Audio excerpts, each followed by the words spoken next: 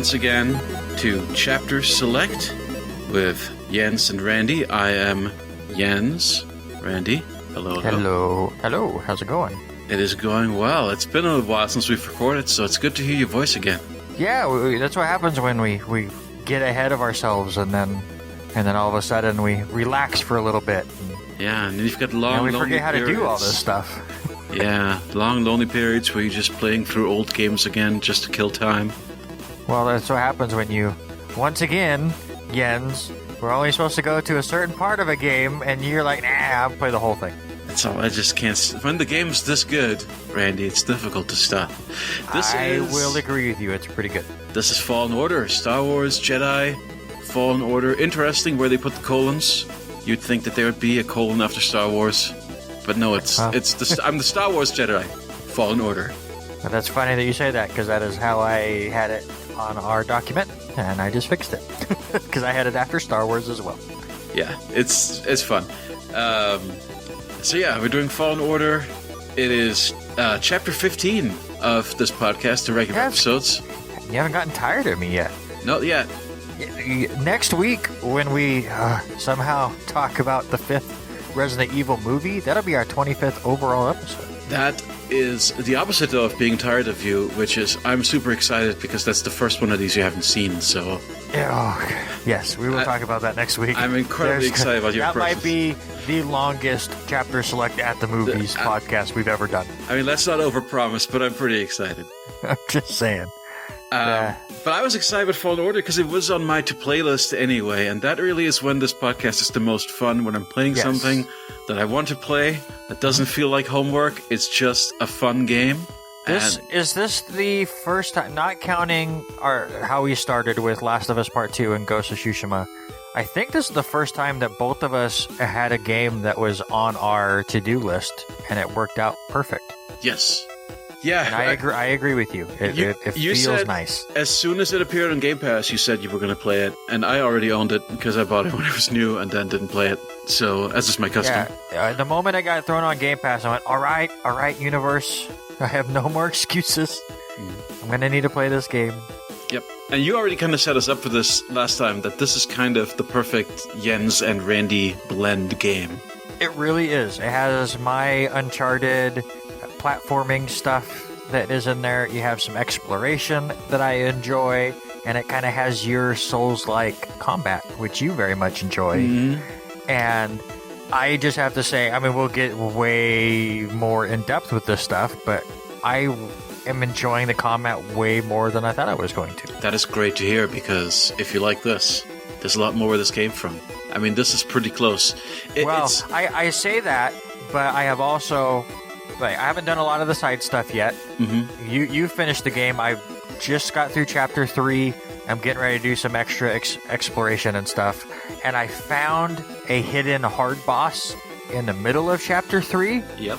I tried it a couple times and went, nope, I'll never finish the game. Because he wrecked me.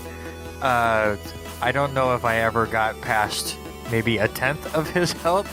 It just... That one threw me for a loop, which is great. I have no problem with difficulty, but... Here's the thing with those guys. You get really powerful by the end of this game. You can go back and wreck those guys. Oh, okay. That's what I was kind of thinking as well. Yes. I'll just wait for you if I ever decide. The problem is I'm playing it on Xbox, and I care far less about achievements than I do trophies. Just because I guess my level for trophies is much higher. I'm never ever going to 100% this game. No, but I don't care. Like, I haven't even looked at the achievements. It's not the combat. Like I do with the trophies. I don't know what it is. If it's just because I am more of a Sony guy. Like, I cared about achievements back in the 360 when that first started. I don't know if it's just, again, that I'm a Sony guy, or the fact that there's that platinum. That platinum trophy is so much cooler than, I got 100%. I mean, the 100% used to mean something too, because those games would show up in a special section of the menu on 360. Yes. And now they don't anymore. It matters a lot less now. Though it does keep track of neat things like the order in which you unlocked stuff, and you can sort in all sorts of ways. So you can do some nice analysis on your achievements, and it does a good job of tracking leaderboards.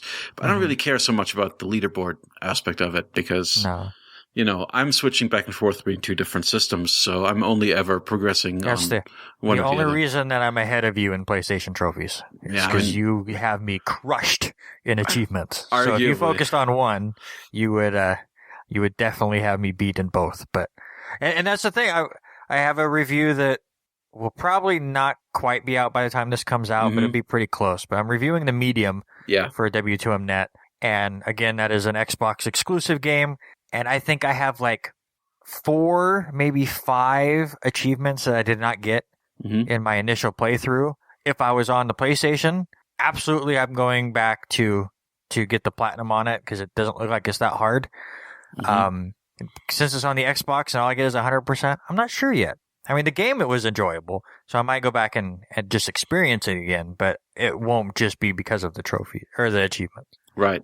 Yeah. No, I used to be all into the Xbox, and then they had a whole bad generation where I played very little Xbox games, and now I'm back, baby. But, this game, it got a nice patch on Xbox just before we played it. That's another thing that incentivized us. Timing. Yeah, it was like, here's your 60 frames patch, your 4K patch.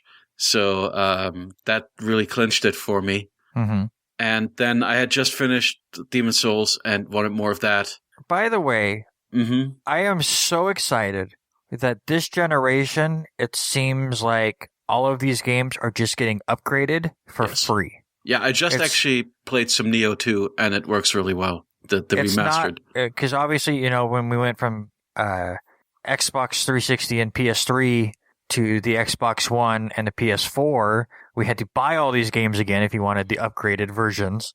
And they had collections and, ultimate editions. And we got so many of those that it was like, here, give us $60 more to play the same game. Here's a trophy pro tip for Neo 2, which is you can double up on your trophies. If you 100% the game on the PS4 version and you've got a complete save, and you then import that save into it just dumps it into Neo 2, it just dumps them. It just pops all your trophies. That's what Spider-Man,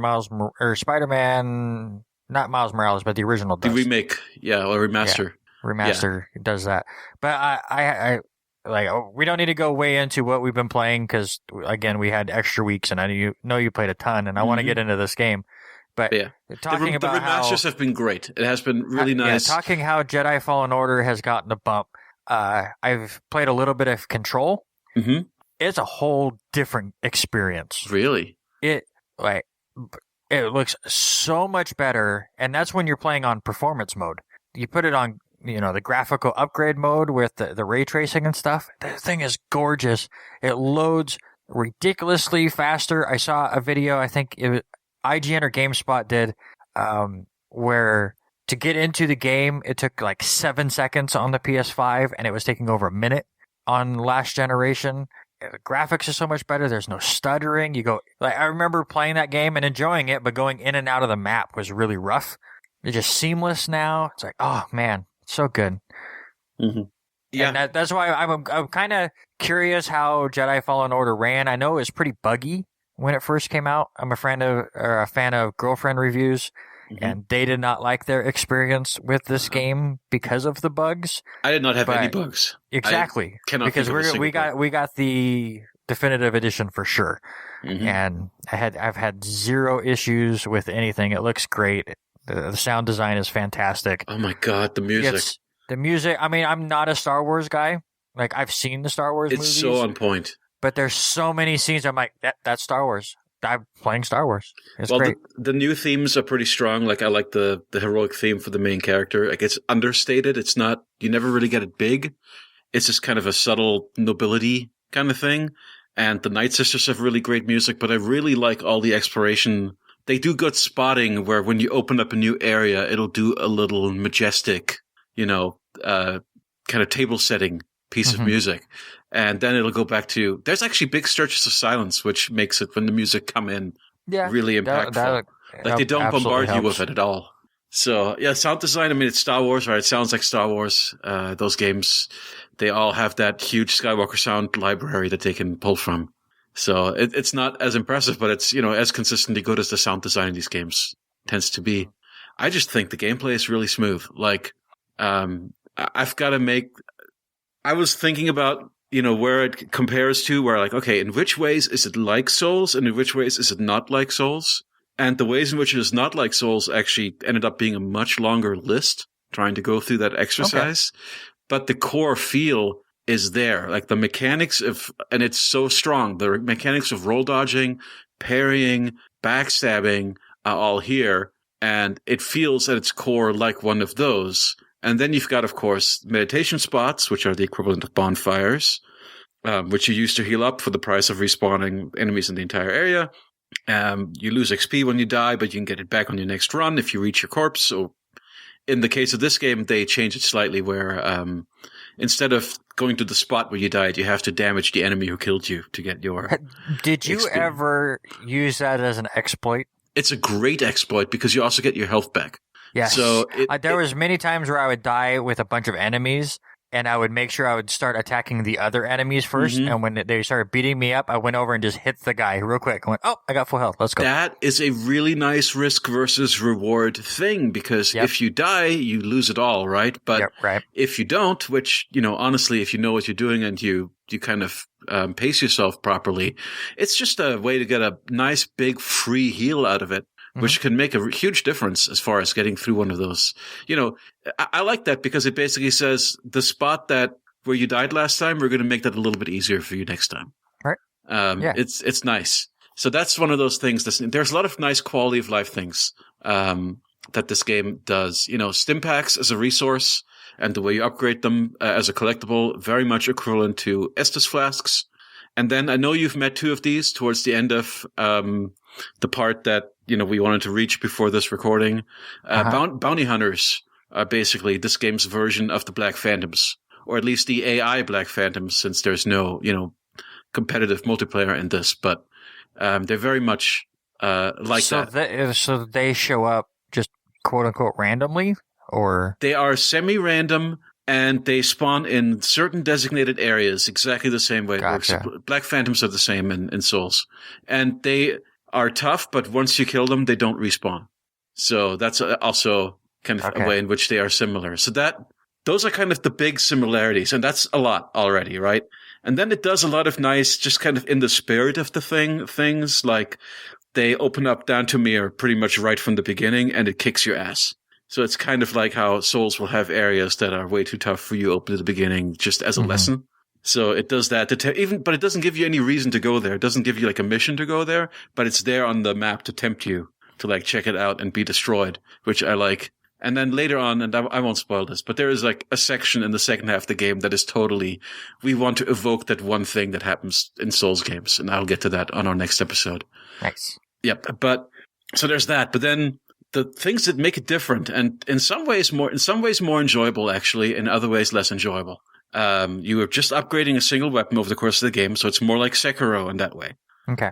One thing I really like, speaking again of quality of life, in Souls, the moment you touch a bonfire, the area reloads. Here, it gives you that discrete choice where it actually breaks, it breaks your leveling out from your meditation, so you can go level without reloading the area, which is really good. It's not about do I need to level up at this point. It's more of how many stim packs have I used? Yes. Do I want to trade stim packs for having to fight these guys again? Right. Yeah. The other thing, again, quality of life, you don't have to spend your XP for it to be safe. Like once you fill the bar and your XP converts to skill points, which you spend on skills, they are safe. So you're not going to, there are just times when, in Souls, you often will be deep into an area, and you have to really make that decision of, do I want to progress forward or do I want to go back and spend this XP? Here, often it is, well, if I just press forward a little bit more and kill like 3 more guys, then I will cycle back around to 0 XP and my risk will be, there will be no more risk, right? I will have mitigated my risk by converting to a skill point, which I can spend whenever I want. I've barely played any Souls games. I played a little bit of Demon Souls when it first came out and was not the game I was expecting, but I didn't really get into it that much. And then I've attempted Bloodborne. The one thing I've noticed with Jedi Fallen Order that I like more than Bloodborne is those meditation areas seem to be, there's a lot more of them. Yes. It seemed like Bloodborne, they were very, very spread out. Yeah, longer runs. definitely. So the runs were definitely more is like, oh god, I have to go so far to go back to the safe point and to use the stuff. And here it's like you said, and that was the thing with Bloodborne was it's like, well, I could push forward, but it's going to be so much longer from here. So then I would just stay in that area forever and ever and ever and try to level up. With Jedi Fallen Order, like you said, it's like, well, I just need to kill a few more guys and then I'll get the skill point. And there's a good chance that once I get through those enemies, I'm going to go around the corner. I'm going to see another meditation area and then I can just progress from there. There was not a lot of times where I backtracked to a meditation place. Yes. So that's a big positive. And, just generally, the other thing is this game doesn't have the concept of stamina. So you can just basically dodge indefinitely as long as you're doing light attacks. It kind of takes what Souls has, stamina and magic, and turns that into force power, which basically you use for either heavy attacks or for your force ability. So it seems to take what in Souls is split out into 2 bars, makes it a force power bar, and makes it very easy to get that bar back. You basically just light attacks, just recharge it. So, you kind of want to just keep that force power up all the time. And then the other thing is that a build like what your character is just would not even be possible in one of those games. You mentioned Bloodborne. Bloodborne is a fast game, but the enemies are also really fast. And this game, you are Bloodborne fast, but the enemies are not Bloodborne fast. Mostly, for the most part. There's a couple that I was like, oh, goodness. Like, you would not have a build like this. You're essentially a high dex, high magic character with a weapon that can do crushing and piercing damage and doesn't have any weight. So, completely impossible for a Souls game. In that, you'd have to compromise your build, right? You'd have to go one way or another and kind of focus more and really like, okay, I can buff this, but that's going to be a detriment in another way. Whereas in Fallen Order, you just kind of get better at everything. Like, you're just getting better all the time. You're getting more deadly all the time. The skill upgrades are really strong. All the lightsaber. Have you gotten? No, I won't get to this yet. But okay, there are. You do upgrade your weapon at some point, and the upgrades. I've not done that. Are amazing. They are incredible, game-changing upgrades. So I want to talk about the force powers real quick. Yes. Because I'm sure there's more than from what I've unlocked. But right now, I just have the force push and what's the other one? The slowdown time one. They're slow. And eventually you get a pull as well. You get a pull. I'm starting to finally figure these out a little bit better. I was relying a lot on the slowdown time when you'd face an enemy that was really, really good at blocking, and I'd get annoyed. And I use the slowdown time to finally I'd be able to hit him before his block came. But I'm starting to get better with the force push. And there's a section in the tomb of chapter 3 that I very much enjoyed this game, but that whole section I just loved because there's a lot of like tight ledges and like walkways and stuff. I'm having so much fun lining enemies up and then just force pushing them off. Oh yeah. It's my favorite thing to do. And eventually on Dathomir, there'll be a spot where you can leverage your force pushing to just leveling the crap out of your character. Let me just tell you, like, there's an area where there's 3 guys and you can just push them off a bridge over and over, and you'll get all the skills right quick. So yeah, for pushing guys off into the abyss is great, and that's something that it was always very rewarding to get an enemy to fall off a cliff in a Souls game, but it's very hard to do. Whereas here, you're just wrecking shit. Right. The only thing I'm missing in this game, and it's totally fine because it would be really weird being a Star Wars game, and I'm sure in a way it would kind of break it. But this is so again, it's not really even a criticism. It's just from the games that I've played.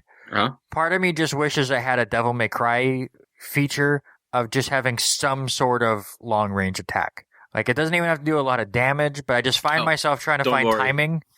Don't worry. Do we get something? You get something. Okay, you get something really good. You get a really good long range attack, and you get a really good area of effect attack. Okay. I'm just saying, man, your lightsaber upgrades are really good. Nice. Can I just say, I was like, doesn't even have to do a lot of damage. I just want to kind of just pick away at armor or something from long range while I'm trying to figure stuff out. Because I always, especially against some of the bigger enemies, while I'm waiting for them, because The one thing about the combat that I really, really like about this, it is so counter-attack based. Mm-hmm. It's kind of like Ghost of Tsushima in that way, where it's parry. You don't want to be aggressive with it. You wait for them to make the move. Time your, was it B, right? Or X? I forget. No, it's B, right? For the block. Blocking LB, right? You might be right. It's. I don't have the controller in front of me, and video games are really weird. Where like I'll forget the controls, and then I get it in my hand and go, "Oh yeah, dude, okay, cool." Here's my thing. In between me finishing Fallen Order and this recording, I played through Bayonetta and Nier Automata. So as far as like button layouts, I cannot remember diddly squat because I've been in Platinum World. But I just like how it's it's very parry based, and it's. Mm-hmm. I'm very much, again, I was really worried about the combat and it maybe being too difficult, and I went ahead and challenged myself and went with the same difficulty level you did. And there's only been a couple fights that I went, oh. Yeah. The Night left Sisters bumper are was rough. the block. Yeah. The second sister or whatever you fight in the temple at chapter 3. Luckily, you only have to get her down to half health. Yeah, they fake you out. They make you think like it's impossible, and then at half health, they're like, they give it to you. I messaged you going, I've done this 5 times. I've got her maybe to 2/3 health at best. It's like, this is going to be impossible. Like, I'm going to have to go back and try to figure out if I can find more stim pack upgrades that I haven't got, because I haven't gotten many. I think I only have you can get up to 10 right now. Yeah, I think I'm at 4. That's not terrible. Sure, I'm still early on, but you could probably have 6 by the point you're at right now. But yeah you're not that far off. No, so I'm like, do I need to go back and just find stuff? And even then, I'm not even close. And then all of a sudden, the fight ended. I'm like, oh, cool. All right, cool. Whew. And again, it just gets your heart racing, and it's one of those. I get it why Souls fans love this system so much, because I mean, you hit your head against the wall long enough, and all of a sudden you get it. It's a fantastic feeling. It's really great when you figure out the timing or what the tells are, or if whatever the trick. There's always a trick to it. Which I will say this: this game is much more one note in its combat than Demon's Souls. Having just played through Demon's Souls, the amount of enemy variety and the boss design and just the different way that you have to approach pretty much every enemy in the game, like you really have to, it is more like a puzzle where you have to figure out what to do in a lot of cases. Whereas, here you kind of figured, this is what the mechanics are. It's actually more like Code Vein or something that way, or some of the other slightly lesser Souls-likes. And the boss fights are all just kind of, variations of the King Allen, boss fight from the end of Demon's Souls, which is basically your Night Sister, what those Night Sister fights are like. But it's all really good. Yes. It's all really, really good. So I can't argue with it. And I especially enjoy fighting those Temple Guardians.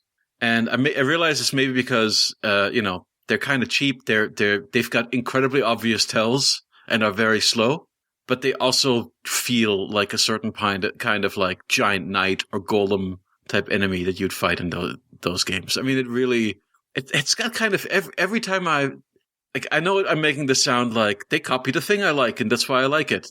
But there is something pleasurable about, seeing like the Star Wars version of a thing you already like, because that's kind of been, a big chunk of my life has been, oh, you like Doom? Here's Dark Forces. Oh, you like Strike Commander or Wing Commander? Here's X-Wing. Here's TIE Fighter, right? So it's always been, or like Republic Commando for Rainbow Six. There's always been the Pod Racer for Wipeout. There's always been the Star Wars version, of the thing. And I love having the Star Wars version of this because I just enjoy Star Wars as if even just saying that it's like a skin put on an existing template, it's still great.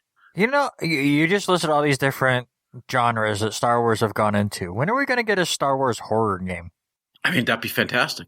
When are we going to get a Resident Evil? Because again, there is an episode in Mandalorian Season 2 that is creepy as all get out. So, there was a novel, and I can't remember what it was called, but there was a Star Wars novel that was within the last decade that was a pure, almost like a zombie type story, Star Wars novel, and it was set in a Sith Academy. And it had like Dark Force zombies, basically.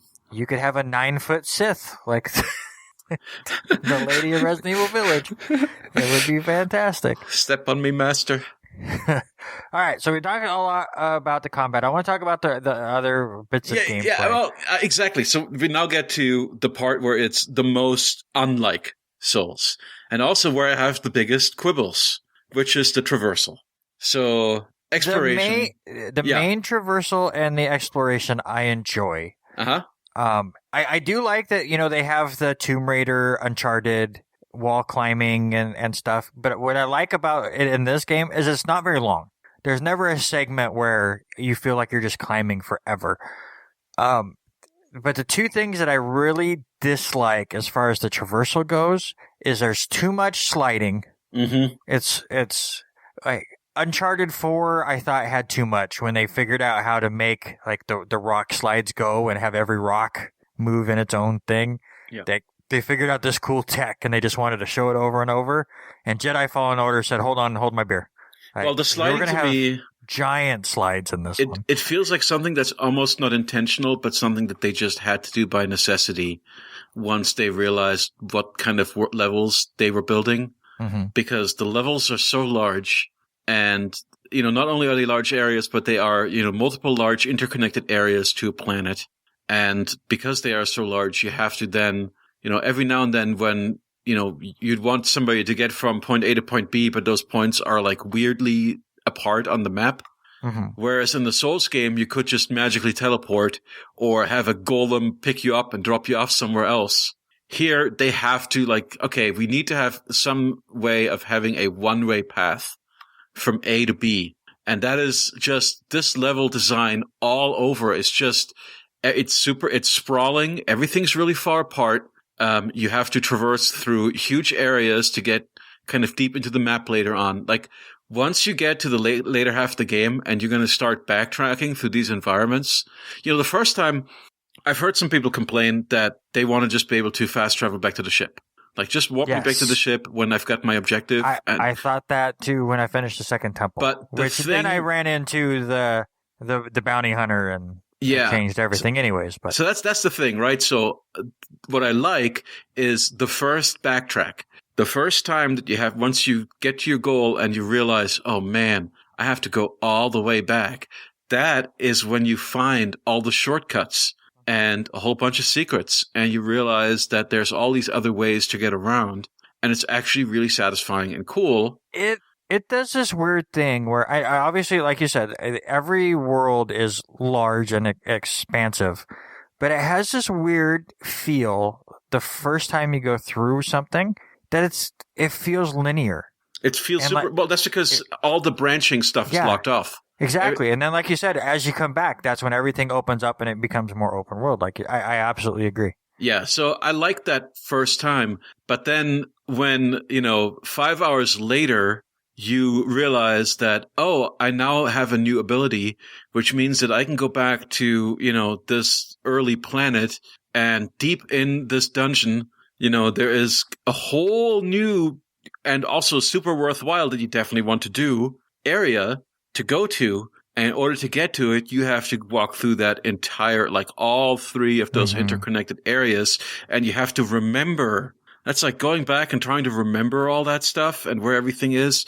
Man, I was like controller throwing mad at times, trying to get around this game. Another reason I'm glad I'm playing on the Xbox and don't care about the achievements. My thing with this, and this is the reason why I would never go. Like I got about half the achievements. I'm never going to 100% this because it's so terrible to get around in the end game. And I really wish that this had done something. Again, I'm going to bring up Souls again because I've got a one-track mind. Yeah. But the first Demon Souls did not let you fast travel with the bonfires until you beat a certain boss about halfway through the game. And then it said, now fast travel is unlocked and you can jump around. I wish that Fallen Order did something like that because I absolutely understand that there are reasons why you would not want to have fast travel. That there are certain sections of the game where you want fast travel disabled because you want to force the player to walk this way. And figure out an area for themselves and all that stuff and not take shortcuts. But I'm thinking like once you've got like 85%, 90% completion on an area, just unlock fast travel. Right. Just let me teleport between meditation points. Even if, Souls just has few. You like that there's more meditation points. I feel that there's an overkill of meditation points. Like they just littered the map with those things. Mm-hmm. Like if there were fewer of them, but you could teleport between them, I would like that better, I think. Yeah, I don't think I'd disagree. I haven't got to the point where I've needed them, other than, like you said, you get done with a temple and want to go back. But that personal preference may be informed by, the fact that that's what I'm familiar with also. Sure. So I'm extremely, as anybody listening to this can probably tell, I'm extremely biased in this case. So the other traversal thing that I have issues with is the rope swinging. It is so...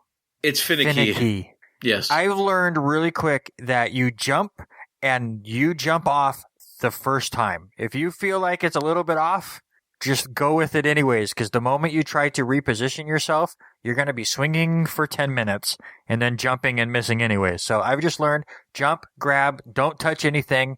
The moment you hit the high point, jump off, and usually the game is like, all right, here's where you needed to be.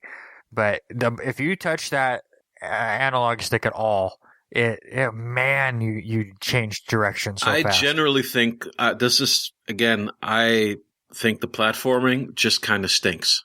I really don't enjoy it. It's stiff. It is pretty stiff. Especially when you look at, like, you've been comparing the combat to Dark Souls. If you compare the platforming and the climbing and the traversal with Uncharted and Tomb Raider, this doesn't stand up at all.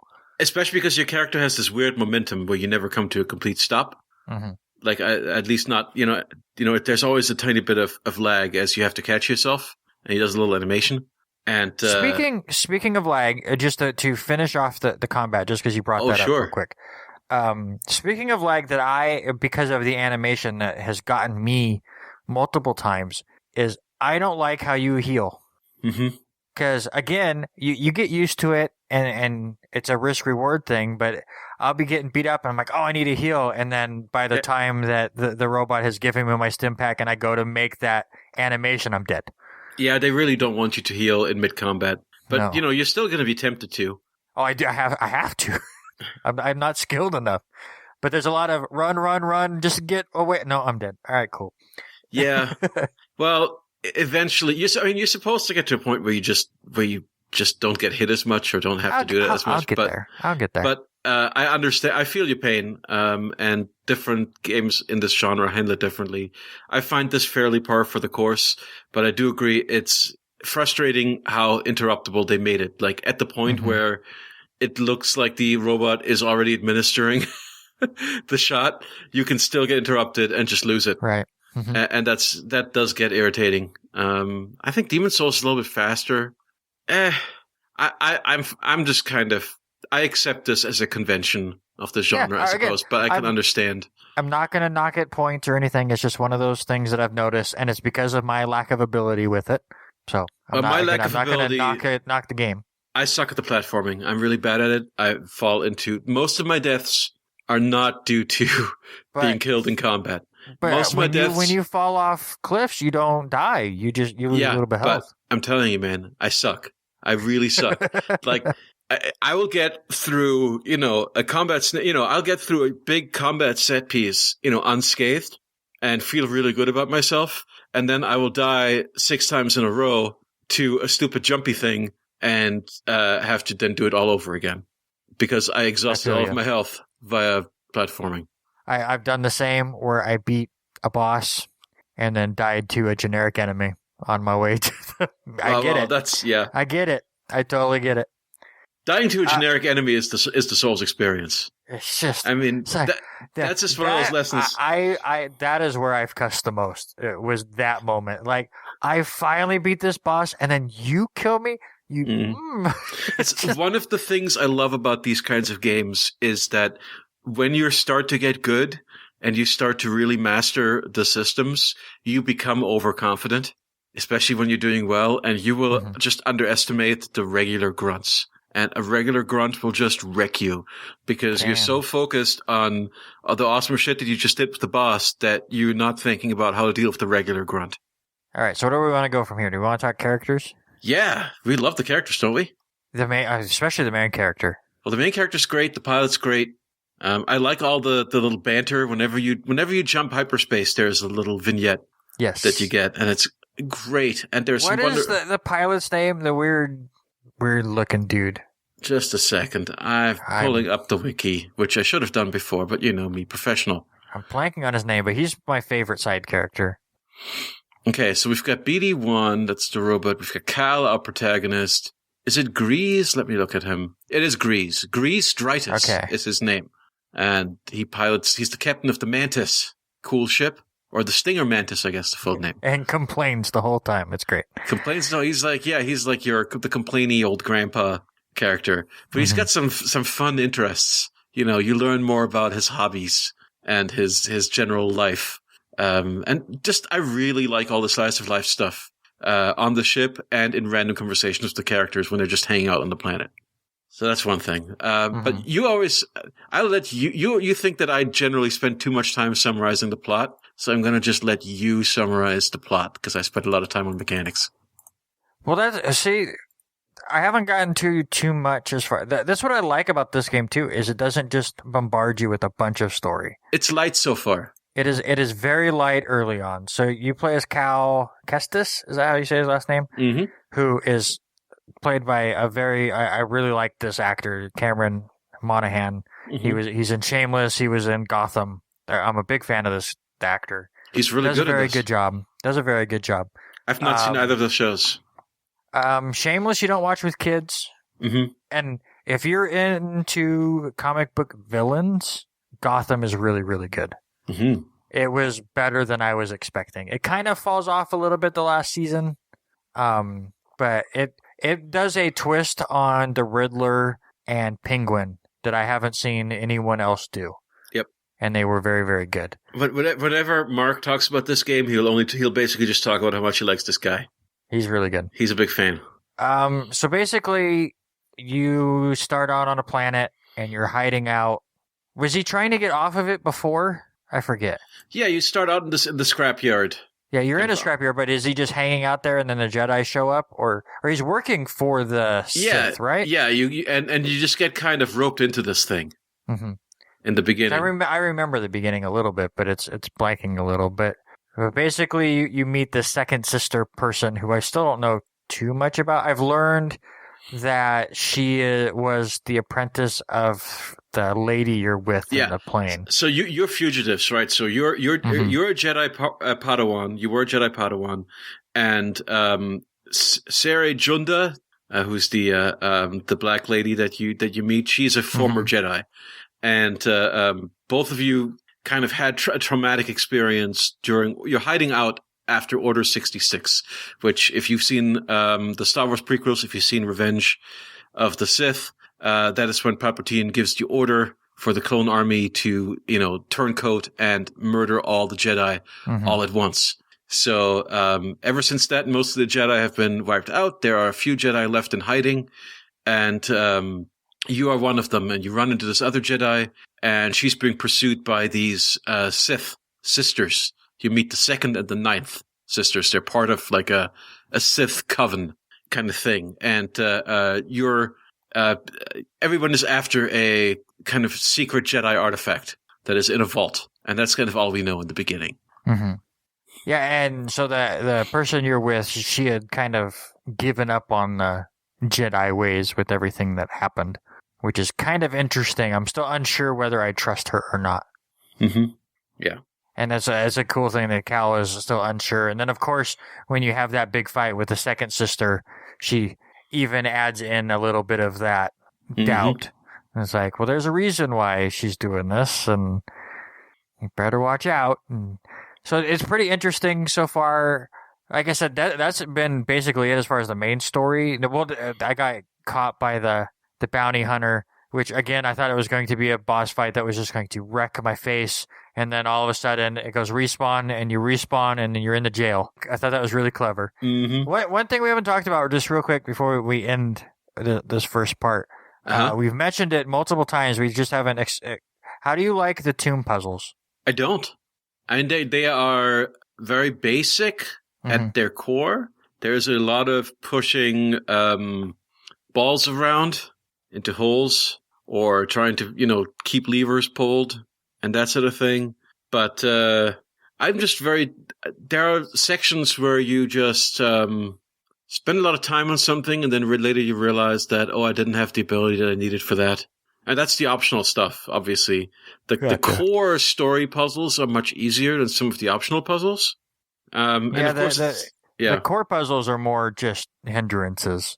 They're just kind of difficult annoying to figure out. There's just a lot of, you know how to do it, but you have to go all the way around this thing to be able to get to either the new ability you need to be able to do it or to unlock that extra ball. I like the first temple where you had to move the balls around with the airflow. Mm-hmm. Like, it wasn't too difficult. I just thought that was pretty clever. But I also, again, I played the medium, and that is full of so many simple puzzles. Oh, no. Well, and there's so many of them. So it was nice that there's only been a few in this one. What the puzzles in this reminded me most of, actually, were those isometric Tomb Raider games. Yeah. Lara Croft and the Guardian of Light had a lot of those. Like, if you like those puzzles in Lara Croft and the Guardian of Light, they're kind of a more simplistic version of them. Yeah. I really... The one thing I'll say, the final thing I'll say about this game so far through the first 3 chapters is, again, I'm absolutely enjoying my time with it, but I think it takes bits and pieces of so many different genres, and it's never great at any of them, but it's solid in so many of them. Yes. Yeah, it's one of those games. Just a nice kind of familiar ingredients in a fresh recipe. Yeah. What about you? Last comments for the first 3 chapters. No, I'm just glad that you're enjoying it. I would feel really bad if I was making you suffer through one of these and then it would turn you off the genre. It sounds like you've already been turned off the genre by... Bloodborne is like the game that got me into this after years of trying to get into them, buying them, and then not getting... and then putting them away, Honestly, I think Bloodborne could have been in my genre if I played it 15 years ago when my hand-eye coordination was better. I feel like my gaming skills, now that I'm 36, almost 37, has waned down. Like, playing the really, really hard games are no longer my cup of tea. Like, I also do it with platformers. I'm way into like the Super Meat Boys and the Celeste and stuff. But when it comes to these kind of games, it's like, oh man, I just want to enjoy it. Like, again, I go back to the medium, which I'll have the review on. There's 0 combat in that game. So it's like, there's no way I'm screwing this up, and I'm okay with it. But this is what I'm saying. If you do ever feel the need to dial it down, don't, it's not, there's nothing bad about it. There's a good chance that it might if the bosses get harder. But so far, so good. I'm happy with it. Yeah. All right, so that will do it for the first part of Star Wars Jedi Fallen Order. Jens can hang out for the next 2 weeks because he's already beat the game. I have a lot of work to do to finish chapters 4 through 6 and finishing the main story and whatever side quests I'm able to get done and checking out these other planets that Jens is telling me will wreck my face. Next week, we will be doing the 5th Resident Evil movie. We are almost done with that. I can't wait for it to be over. It is, as Jens has mentioned earlier, it is the first of the Resident Evil series that I had not watched before doing this. So it is going to be a really interesting conversation next week. And then in 2 weeks, we will again be finishing Star Wars Jedi Fallen Order. And I have 2 weeks to finalize what my next pick will be for chapter select. I've got it down to a couple, but I'm not telling Jens yet because I don't want him to jump even further ahead. At this point, Jens could be done with 8 games by the time I finish this one, the way he's been going. Sorry. You're fine. You're totally fine. But I keep getting sidetracked with other games that aren't part of this, so it's totally cool. By the way, Cyber Shadow, that's a Randy game. Yeah, oh, God, I tried that it. game is so good. It felt really good, and then I said, nah. I get it. I mean, it is a old school platformer Ninja Gaiden feeling game, and I'm all in on it. I dig the music a lot. Yes. That's the Yacht Club influence for sure. But you can check out Jens on Twitter at Aperture Silence. You can check me out at Randy Isbell. You can check out the podcast on Twitter at chapter_select. But that is it for the first part of Star Wars Jedi Fallen Order. And we will see you in 2 weeks' time. But until then, we will see you in the next chapter.